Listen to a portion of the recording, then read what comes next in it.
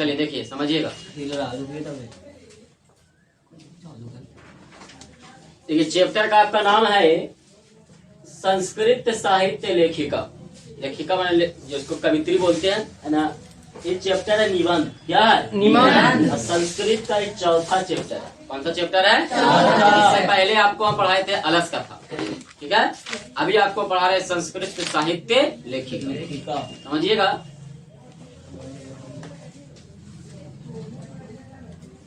कहता है कि समाजस्य इयानम पुरुषय नारीभिश्च चलती। समाज की गाड़ी पुरुष और नारी के सहयोग से ही चलती है। ऊपर हेडिंग दिया हुआ है संस्कृत में, थोड़ा सा उसके बारे में बता दे रहे हैं। कहता है कि समाजस्य इयानम पुरुषय नारीभिश्च चलती। समाज की गाड़ी पुरुष और नारी के सहयोग से ही चलती है। पुरुष और नारी के सहयोग से ही चलती है। किसकी गाड़ी? समाज। अगर समाज में पुरुष और स्त्री साथ मिलकर नहीं चलेंगे तो क्या समाज आगे बढ़ेगा? क्या आपके घर आगे बढ़ेगा? अगर आपके मम्मी पापा साथ नहीं रहेंगे तो क्या आपका घर का विकास हो सकता है? अगर मान लीजिए पापा कह रहे हैं कुछ और मम्मी सुन रहे हैं कुछ, तो कभी विकास नहीं होगा। कहीं विकास होगा? हमेशा एक दोनों के तालमेल से चलेंगे तब जाके हर जगह पर विकास, चाहे समाज में चाहे घर में। तो ये कहता है समाज की गाड़ी पुरुष और नारी के सहयोग से ही चलती है। साहित्य अपि उभयो समानम महत्वम। इसलिए साहित्य में दोनों का महत्व समान है। दोनों का महत्व क्या है? हर जगह दोनों का महत्व क्या है? समान है। अभी लड़का और लड़की दोनों का महत्व समान है कि नहीं? आप साथ मिलके बैठ के पढ़ रहे हैं, आगे भी पढ़िएगा। उसी तरह से हर जगह पर स्त्री और पुरुष को समान दृष्टि से देखा गया। तो ये कहता है कि साहित्य अपि उभयो समानम महत्वम, यानी कि इसलिए साहित्य में दोनों का महत्व समान है।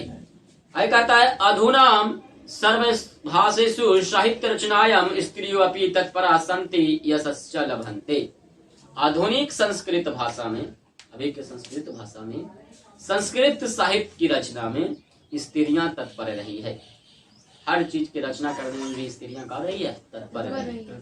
जिस तरह से पुरुष भी रचना करते हैं उस तरह से स्त्री भी रचना करते हैं। जैसा लड़का जिस तरह से पढ़ते हैं सब लड़की भी पढ़ रहे हैं कि नहीं? तो ही कह रहा है कि आधुनिक संस्कृत भाषा में संस्कृत साहित्य की रचना में स्त्रियां कर रही है, तत्पर रही है, हमेशा आगे रही है। हमेशा क्या रही है? आगे रही है। और संस्कृत साहित्य प्राचीन कालादेव साहित्य समृद्धौ योगदानम न्यूनाधिकम पर्याप्यते। और कहता है कि और सहयोगिनी रही है संस्कृत साहित्य में प्राचीन काल से। कौन काल से? प्राचीन काल से इसकी समृद्धि में स्त्रियों की भी काफी सहयोग रहा है। स्त्रियों का भी काफी सहयोग रहा है। हर चीज की रचना में स्त्रियां भी साथ दी है। इस पाठ में कहता है पाठ्यस्मिन् प्रसिद्धानां लेखिका नामे चर्चा वर्तते येन साहित्य निधि पूर्णे तासां योगदानम ज्ञायते। कहता है कि इस पाठ में, कौन सा पाठ में? संस्कृत साहित्य लेखिका पाठ में। कहता है कि इस पाठ में प्रसिद्ध कवित्री लेखिकाओं का वर्णन किया गया। प्रसिद्ध कवित्री लेखिकाओं का क्या किया गया है? वर्णन किया गया है। जैसे लेखक का वर्णन किया जाता है, यहाँ पर लेखिका का वर्णन किया गया है, कवित्री का वर्णन किया गया है। जो संस्कृत को समृद्ध रूप से वर्णन किया गया है। जो कहते हैं कि लेखिका का चर्चा किया गया है, जो साहित्य को पूर्ण कर रहे हैं। साहित्य को क्या कर रहे हैं? पूर्ण कर रहे हैं। एवं इस पाठ में उन्हीं प्रसिद्ध लेखिकाओं के महत्व एवं योगदान का भी वर्णन किया गया है। उनका महत्व क्या है, वो क्या योगदान दे रहे हैं संस्कृत साहित्य में, या क्या योगदान दिए हैं, इसका भी वर्णन इस पाठ में किया गया है। कौन सा पाठ में? संस्कृत साहित्य लेखिका। ऊपर पैराग्राफ था, ऊपर क्या था? पैराग्राफ था। अब आपका चैप्टर चालू हो रहा है। कहता है विपुलम संस्कृत साहित्यम विभिनय कभी भी शास्त्रकारश्च संवर्धितम। कहता है विपुलम ने होता विशाल। विपुलम ने क्या होता? विशाल। कहता है विशाल संस्कृत साहित्य अनेक कवियों द्वारा एवं शास्त्रकारों द्वारा अत्यधिक समृद्ध किया गया है। विशाल संस्कृत साहित्य अनेक कवियों एवं शास्त्रकारों, शास्त्र करो द्वारा अत्यधिक का किया गया है, समृद्ध किया गया है, यानी कि इसे बढ़ाया गया, आगे की ओर बढ़ाया गया है, इसको अच्छे तरीका से किया गया है, यानी कि समृद्ध किया गया है। कहता है आगे कि शास्त्राणम काव्य नाइंच रचने संरचने च यथा पुरुषा वैदिक काल में, कौन सा काल में? वैदिक काल में। कहता है कि वैदिक कालादारभ्यम शास्त्राणम काव्य नाइंच रचने संरचने च यथा पुरुषा दत्तचिता अभवन तथैव स्त्रियो अपि दत्तावधानम प्राप्यन्ते। कहता सुनिएगा कि वैदिक काल के आरंभ से, कौन काल के? वैदिक काल के आरंभ से ही शास्त्रों तथा काव्यों की रचना, यानी कि रचना एवं रक्षा करने में, रचना करने में भी और रक्षा करने में पुरुष के साथ स्त्रियां भी सहयोगिनी रही है। पुरुष के साथ साथ स्त्रियां भी रचना करने में, रक्षा करने में हमेशा साथ रही है। क्या रचना करने में? संस्कृत साहित्य। क्या रचना करने में? संस्कृत साहित्य को वैदिक काल के आरंभ से, जब वेदों का आरंभ हुआ था ना, उस काल के आरंभ से ही स्त्रियां भी पुरुषों के साथ मिलकर रचना किए हैं। आगे कहता है वैदिक युगे मंत्राणम दर्शका न केवल ऋषिया प्रत्युता ऋषिका अपि सन्ति। वैदिक युग में ऋषि एवं ऋषि पत्नी, ऋषि एवं ऋषि पत्नी दोनों ही मंत्रों की रचना करते थे। वैदिक काल में दोनों ही मंत्र की भी क्या करते थे? रचना करते थे, ऋषि भी और उनके पत्नी, यानी कि ऋषि पत्नी भी। ऋग्वेदे चतुर्विशंति अथर्ववेदी च पंच ऋषिका मंत्र दर्शनेवत्यो निर्दिश्यन्ते यथा यमी अपाला और वर्षी इंद्राणी वागाम्भरिणी इत्यादि। सुनिएगा, ये ऑब्जेक्टिव में पूछता है, कहता है कि ऋग्वेद में 24, ऋग्वेद में कितने? 24। एक बार ऑब्जेक्टिव पूछा था, अभी बताएंगे कि ऋग्वेद में 24 और अथर्ववेद में 5 ऋषि पत्नियां उल्लेखित हैं। आपसे पूछेगा ऑब्जेक्टिव, ऋग्वेद में कितनी ऋषि पत्नियों का वर्णन किया गया है? 24। अथर्ववेद में कितना वर्णन किया गया है? 5। कितना? 5। ऋग्वेद में 24, ऋग्वेद में कितना? 24 और अथर्ववेद में कितना? 5 ऋषि पत्नियां का वर्णन किया गया है। ऑब्जेक्टिव यहाँ से निकल के आ गया ना। आपसे डायरेक्ट पूछेगा ऋग्वेद में कितनी पत्नी ऋषि पत्नियों का वर्णन किया गया है? 24। अथर्ववेद में 5। ऑब्जेक्टिव आया ना, ये आपको माइंड में रखना, माइंड में क्या करना, ठीक है। आगे कहता है कि चतुर्विशंति अथर्ववेद च पंच ऋषिका मंत्र दर्शनवत्यो निर्दिशन्ते यथा। अब जो 5 को अथर्ववेद में जो वर्णन किया गया है उसका नाम सुनिएगा। यमी, क्या नाम है पहला? यमी, अपाला, उर्वशी, इंद्राणी, वागाम्भरिणी। 5 का नाम याद रखिएगा। यमी, अपाला, उर्वशी, इंद्राणी, वागाम्भरिणी। 5 का नाम बोलिए। यमी, अपाला, उर्वशी, इंद्राणी, वागाम्भरिणी। अथर्ववेद में जो 5 ऋषि पत्नियां का उल्लेखित किया गया है उसका नाम है, क्या क्या नाम है सुनिएगा। यमी, अपाला, उर्वशी, इंद्राणी, वागाम्भरिणी। यमी, अपाला, उर्वशी, इंद्राणी, वागाम्भरिणी। याद करिएगा, यमी, अपाला, उर्वशी, इंद्राणी, वागाम्भरिणी। 5 ऋषि पत्नियों का जो वर्णन अथर्ववेद में किया गया है उसी 5 का नाम दिया। और ऋग्वेद में 24 किया गया, उसका नाम इसमें नहीं दिया। ठीक है, आगे का बृहदारण्यक उपनिषद याज्ञवल्क्य पत्नी। सुनिएगा, बृहदारण्यक उपनिषद में याज्ञवल्क्य पत्नी मैत्रेयी दार्शनिक रुचिमती वर्णिता में या याज्ञवल्क्य आत्मतम शिष्यति। कहता है बृहदारण्यक उपनिषद में याज्ञवल्क्य की पत्नी मैत्रेयी, याज्ञवल्क्य की पत्नी कौन? मैत्रेयी ने दार्शनिक सिद्धांत का निरूपित किया है। आपसे पूछेगा दार्शनिक सिद्धांत का निरूपण किसने किया? तो याज्ञवल्क्य, क्या? याज्ञवल्क्य की पत्नी मैत्रेयी, याज्ञवल्क्य की पत्नी मैत्रेयी। क्या नाम है? मैत्रेयी। याद रखिएगा, याज्ञवल्क्य की पत्नी का क्या नाम है? मैत्रेयी। उसने दार्शनिक सिद्धांत का निरूपित किया है। कौन सा सिद्धांत का? दार्शनिक सिद्धांत का निरूपित किया है, जिसमें याज्ञवल्क्य के आत्मज्ञान की शिक्षा मिलती है। अपने पति के उसी में आत्मज्ञान की शिक्षा मिलती है। अपने पति का आत्मज्ञान के बारे में उसमें लिखा गया। कौन में लिखे हैं? उसकी पत्नी। उसकी कौन? पत्नी का क्या नाम है? मैत्रेयी। क्या नाम है?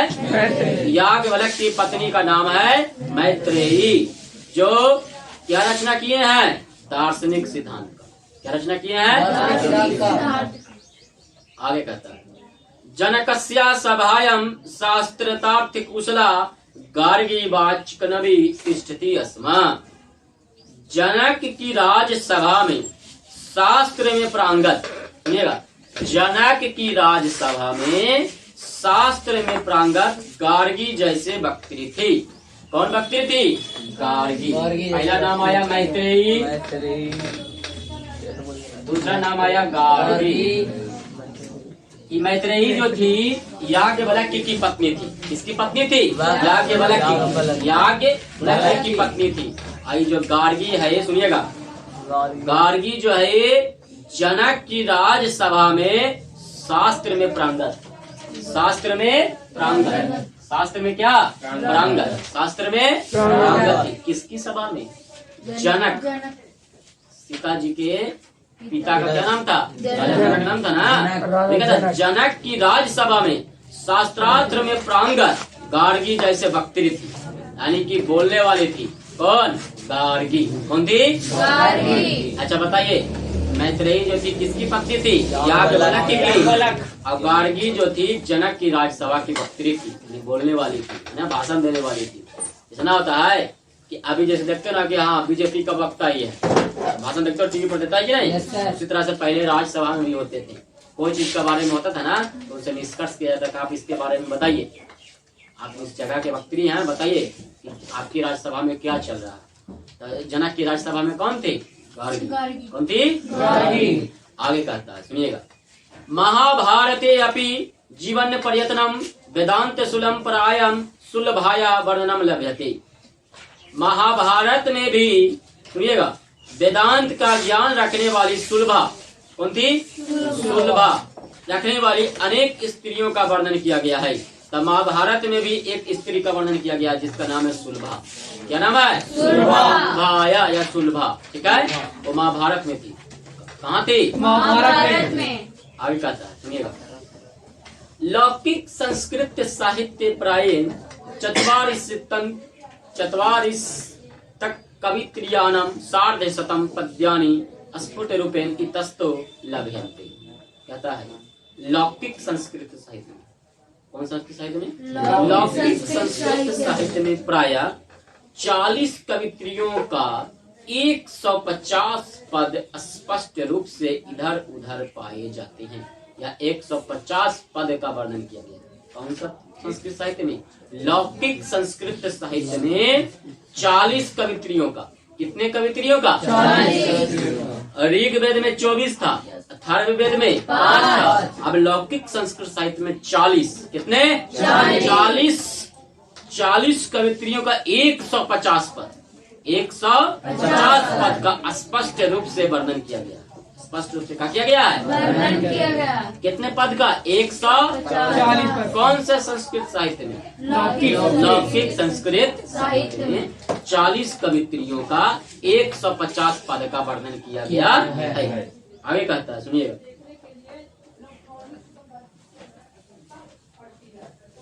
तासु विजयांका प्रथम कल्पा वर्तते, जिनमें विजयांका का प्रथम कल्प विद्यमान है।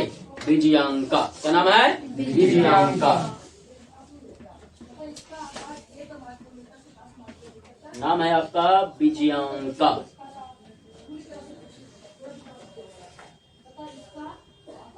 क्या नाम है?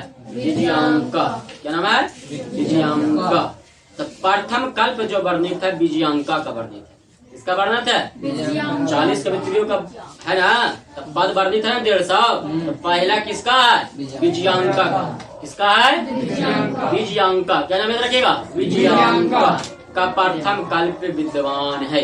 प्रथम कल्प क्या है? विद्यमान है। साचा श्याम वर्णा सिद्धि पदे नानेन स्फुटी भक्ति, और वह श्याम वर्ण की थी। कौन सा वर्ण की थी? विजयांका जो थी श्याम वर्ण की थी। श्याम वर्ण समझ में आता है ना, थोड़ा सा काले वर्ण की थी। कहने का मतलब कृष्ण भगवान को श्याम वर्ण कहा गया है कि नहीं? कृष्ण भगवान का जिस तरह से फेस है उस तरह से इनका फेस है। किसका? विजयांका का। कौन सा वर्ण की थी? श्याम वर्ण की। एक बार ऑब्जेक्टिव में पूछा था विजयांका कैसी वर्ण की थी? ऑप्शन श्याम वर्ण, और था उजला वर्ण, और था कि दोनों, इनमें से कोई नहीं। क्या बनाइएगा? अगर श्याम वर्ण का ऑप्शन नहीं रहेगा तो इनमें से कोई नहीं होगा, ये ना हो सकता है। बताइए विजयांका कौन सी वर्ण की थी? और वह श्याम वर्ण की थी, जो इस पद से स्पष्ट रूप से पता चलता है। एक पद लिखे हैं, बोले था ना, पहला पद किनका है? विजयांका का।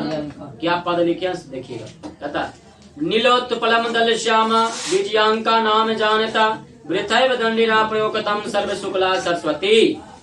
कहता है नीलो उत्पल दल श्यामा, नीला फूल, नीला फूल, नीले कमल के समान श्याम वर्ण विजयांका को कौन नहीं जानता है? श्याम वर्ण विजयांका को कौन नहीं जानता है? सरस्वती दंडी ने उसे सर्व शुक्ला सरस्वती कहा है। दंडी ने उसे क्या कहा है? सर्व शुक्ला सरस्वती कहा गया है। कौन कहा है? दंडी ने। जगह एक नाम है दंडी, दंडी ने उन्हें क्या कहा है? सर्व शुक्ला सरस्वती, सर्व शुक्ला सरस्वती। ऑब्जेक्टिव में आपसे पूछेगा सर्व शुक्ला सरस्वती किन्हें कहा गया है? तो विजयांका को। किन्हें कहा गया है? विजयांका को। किन्हें कहा गया है? विजयांका को। विजयांका कैसी वर्ण की थी? ऋग्वेद में कितने ऋषि पत्नियों का वर्णन है? 24। अथर्व वेद में 5। लौकिक संस्कृत साहित्य में 40। कितने पद का वर्णन है? 150, जिसे 150। यहाँ तक ऑब्जेक्टिव तो क्लियर है। तो वही कह रहा था कि नीले फूल, नीले कमल के समान श्याम वर्ण विजयांका को कौन नहीं जानता है? दंडी ने ठीक है उसे कहा है सर्व शुक्ला सरस्वती। दंडी ने कहा उसे सर्व शुक्ला सरस्वती। किसने कहा है सर्व शुक्ला सरस्वती? दंडी ने। किन्हें कहा है? विजयांका ने कहा है। तस्या काला अष्टमशतक मित्य न्यूमयते चालुक्य वंशीय चंद्रादित्य रागी विजय भट्टारी कवि विजयांका इति बहुवो मन्यते। उनका समय, विजयांका का समय सुनिएगा, उनका समय 8वीं शताब्दी माना जाता है। कौन सी शताब्दी? 8वीं। 21वीं शताब्दी में है ना, लेकिन इनकी शताब्दी कौन सी शताब्दी था? 8वीं शताब्दी। 8वीं शताब्दी। इनका विजयांका का कैसी वर्ण की थी? दंडी ने उन्हें क्या कहा है? शुक्ला सरस्वती। उनका समय 8वीं शताब्दी माना जाता है। उनका काल कौन सा माना जाता? 8वीं शताब्दी। अनेक विद्वानों का मानना है, अनेक विद्वानों का कि चालुक्य वंश के राजा, चालुक्य वंश के राजा चंद्रादित्य, चालुक्य वंश के राजा कौन? चंद्रादित्य की रानी विजय भट्टारिका ही विजयांका थी। बहुत सारे विद्वानों का मानना है कि चालुक्य वंश के राजा, कौन वंश के? चालुक्य वंश के राजा चंद्रादित्य, कौन? की रानी यानी चंद्रादित्य की पत्नी विजय भट्टारिका, उनका नाम था विजय भट्टारिका। विजय भट्टारिका ही विजयांका थी। विजय भट्टारिका ही क्या थी? विजयांका थी। ऐसा अनेक विद्वानों का मानना है, ऐसा अनेक विद्वानों का मानना है कि विजय भट्टारिका ही क्या थी? विजयांका थी। कौन वंश के? चालुक्य वंश के। कौन वंश के? चालुक्य वंश के राजा। आपसे पूछेगा चालुक्य वंश के राजा कौन थे? चंद्रादित्य। क्या नाम था? चंद्रादित्य। चंद्रादित्य। उनकी पत्नी का नाम क्या था? विजय भट्टारिका। ऐसा विद्वानों का मत है कि विजय भट्टारिका ही क्या थी? विजयांका थी। क्या थी? विजयांका थी। किंच शिला भट्टारिका देवकुमारिका राम भद्रामा परिवृत्यो दक्षिण भारतीय संस्कृत लेखिका स्वस्फुट पदय प्रसिद्धा। कहता है कुछ और जैसे शिला भट्टारिका, कौन? शिला भट्टारिका, देव कुमारिका, राम भद्रामा आदि दक्षिण भारतीय संस्कृत लेखिकाओं की कविताएं प्रसिद्ध है। ये सब साउथ इंडियन थे। क्या थे? साउथ इंडियन, दक्षिण भारतीय। क्या थे? कौन कौन सुनिएगा? शिला भट्टारिका, देव कुमारिका, राम भद्रामा आदि दक्षिण भारतीय संस्कृत लेखिकाओं की कविताएं क्या है? प्रसिद्ध है। इसमें देखिए ये निबंध है और हर कवित्री का वर्णन किया गया है, इसलिए अधिकतर कवित्री का वर्णन आपको मिल रहा है। तो इस देखो अभी पेज नहीं उल्टे हैं, इसमें देखिए समझिएगा कि क्या क्या आपका था। शुरू से आपसे पूछेगा कि ऋग्वेद में कितने ऋषि पत्नियों का वर्णन है?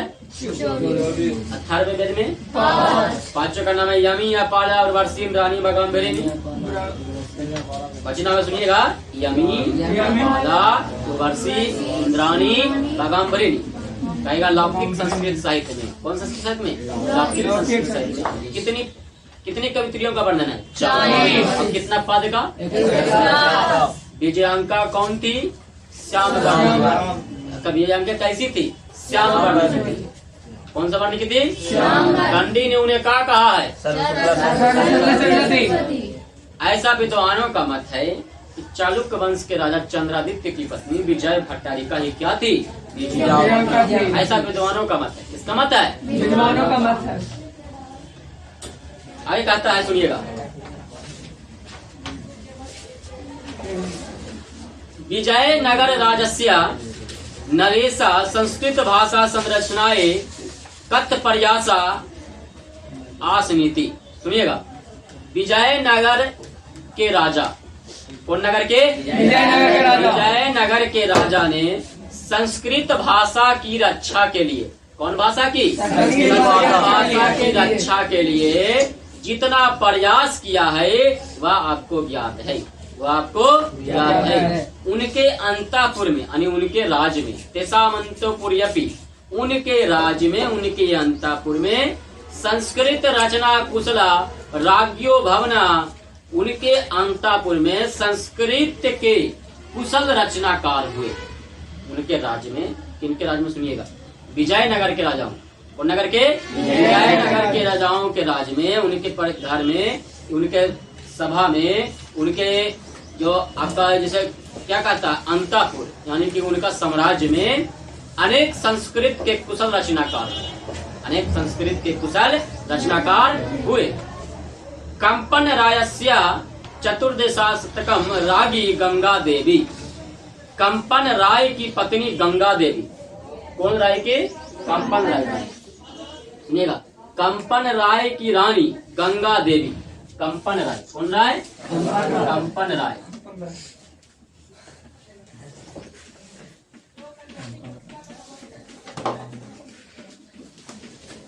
क्या नाम है? गंगा देवी। कंपन राय, कंपन रायस्य रागी गंगा देवी मधुरा विजयम इति महाकाव्ये स्वस्वामिनी मधुराय विजय घटना आश्रिते रच्यते। कहता है कि कंपन राय की रानी गंगा देवी मधुरा विजयम नामक महाकाव्य को अपने स्वामी विजय घाट के आश्रम में रचना किए हैं। ये जो है कंपन राय की पत्नी गंगा देवी जो है मधुरा विजयम एक महाकाव्य है। मधुरा विजयम क्या का महाकाव्य का नाम है? मधुरा विजयम।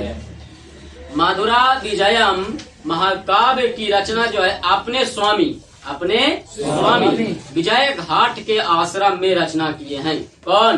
कंपन राय की पत्नी गंगा देवी। कौन सा काव्य की? मधुरा विजयम। आगे कहता सुनिएगा, तत्रालांग शरणम सन्निवेशे आवर्जके वर्तते। उसमें अलंकारों का सुंदर प्रयोग किया गया है। उसमें अलंकारों का क्या प्रयोग किया गया? सुंदर प्रयोग किया गया है। तस्मिने राज्ये 16 शतके शासनम कुर्वता अच्युत रायस्य रागी तिरुमलांबा वरदाम्बिका परिणय नामक प्रौढ़ चंपू काव्य रच्यते। कहता उनके ही राज्य में, विजयनगर के ही उनके ही राज्य में 16वीं शताब्दी में, कितने शताब्दी में? 16वीं शताब्दी में 16वीं शताब्दी में राज्य करते हुए अच्युत राय की रानी तिरुमलांबा। अच्युत राय और नाम आया है, अच्युत राय की रानी तिरुमलांबा।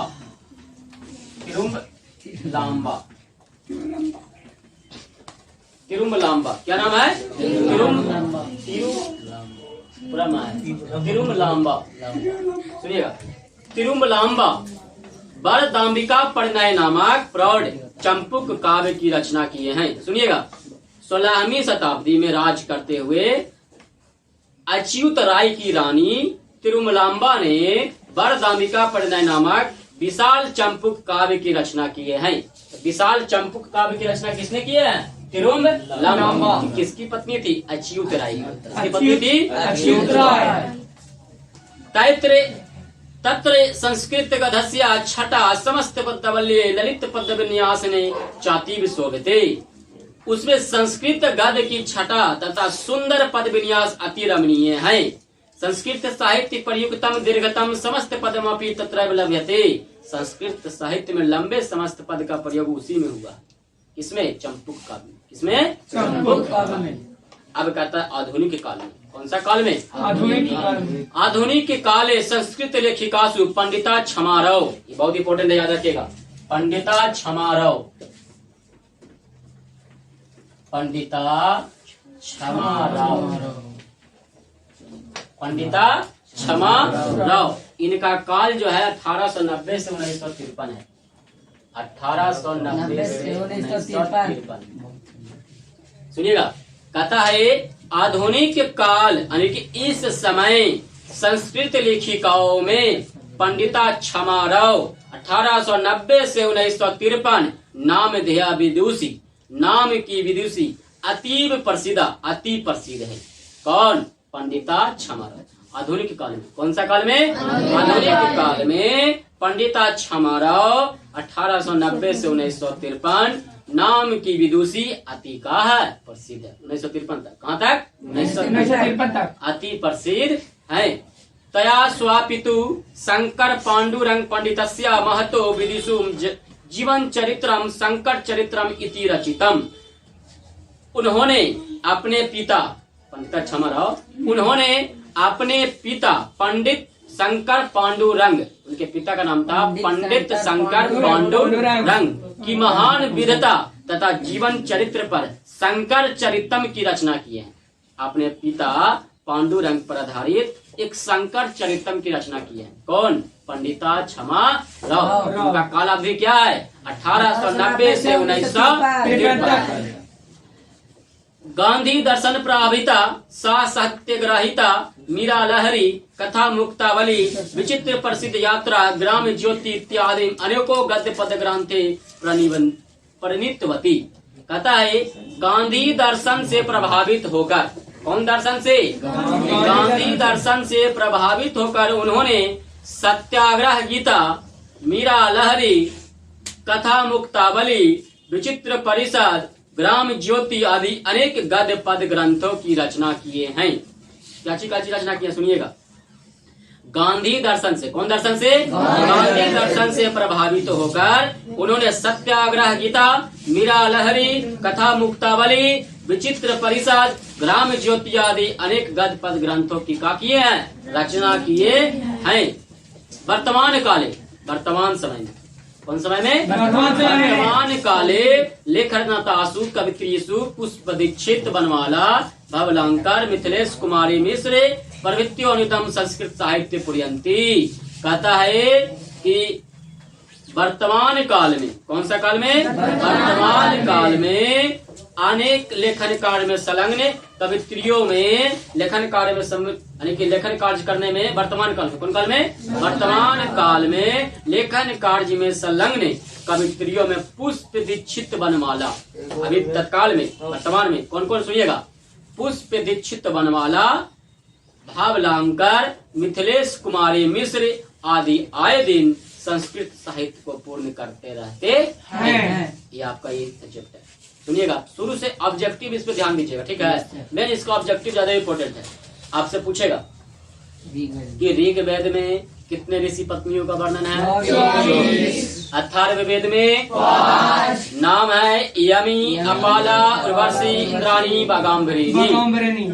बृहदारण्यक नायक उपनिषद में याज्ञवल्क्य की पत्नी जो है मैत्रेयी, याज्ञवल्क्य की पत्नी का नाम है मैत्रेयी। उन्होंने क्या किया था? याज्ञवल्क्य की आत्मज्ञान की शिक्षा देते हैं, एक रचना किए थे।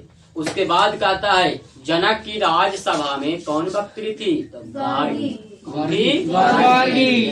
मैत्रेयी के बाद गार्गी है ना, गार्गी वक्त्री थी। उसके बाद कहता है सुलभा, वो महाभारत में थी। सुलभा किसमें थी? महाभारत में थी। लौकिक संस्कृत साहित्य में, कौन संस्कृत साहित्य में? लौकिक संस्कृत साहित्य में 40 कवित्री का वर्णन है। कितने कवित्री का? 40 कवित्री के वर्णन। उनके कितने पद? 150 पद का वर्णन है। विजयांका कैसी वर्ण की थी? वर्ण की थी। कौन सी वर्ण की थी? वर्ण की थी। दंडी ने उन्हें क्या कहा है? क्या कहा है? सरस्वती। आगे कहता है कि विजयनगर के राज में बहुत सारे संस्कृत के कुशल रचनाकार हुए। उनमें से सुनिएगा कंपन राय की पत्नी गंगा देवी। कौन राय की? राय की पत्नी गंगा देवी ने माधुरा विजयम, कौन विजयम? माधुरा विजयम महाकाव्य की रचना की है। कौन विजयम? माधुरा विजयम। अपने ही स्वामी विजय घाट के आश्रम में ही उसने क्या किए हैं? रचना किए हैं। एवं अच्युत राय की पत्नी तिरुमलांबा। अच्युत राय की पत्नी कौन? तिरुमलांबा। अच्युत राय की पत्नी तिरुमलांबा ने 16वीं शताब्दी में, कौन शताब्दी में? 16वीं शताब्दी में वरदामिका परिणय नामक विशाल चंपुक काव्य की रचना किए आधुनिक काल में। कौन काल में? आधुनिक काल में। पंडिता क्षमाराव। कौन? पंडिता क्षमाराव। काल अवधि 1890 से 1953। इन्होंने शंकर चरितम, कौन चरितम? शंकर चरितम की रचना किए हैं। कौन? पंडिता क्षमाराव। और वह गांधी दर्शन से प्रभावित होकर पंडिता क्षमाराव ने कौन कौन सी रचना किए हैं? सत्याग्रह गीता, मीरा लहरी, कथा मुक्तावली, विचित्र परिषद, ग्राम ज्योति। और अब के समय में वर्तमान काल में कौन कौन है? पुष्प दीक्षित, बनवाला, भावलांकर, मिथिलेश कुमारी मिश्र इत्यादि। अब के समय में, अब के समय से